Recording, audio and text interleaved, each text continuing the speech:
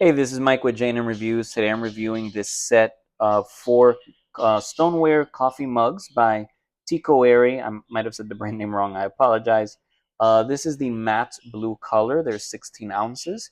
I really like these because I just like the color. I like this little color here, kind of like, it's like a two-colored design going on there.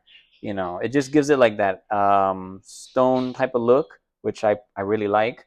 I like that it comes in a set of four, and I have this very nice little mug holder to hold my cups.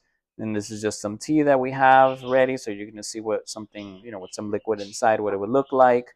So yeah, they're very nice. Just of course be careful. If this drops, this is gonna shatter into pieces. So just be very careful with them. I like that they have a nice, they're pretty large cups, so you can have a good grip. But also, just um, they have a nice little handle. But maybe if you have smaller hands, might be a little bit big. But it's still pretty nice. As you can see, fills up a good amount of liquid. So yeah, I'm really liking these. Thank you again for the sample, Tikooere, and hope you enjoy them.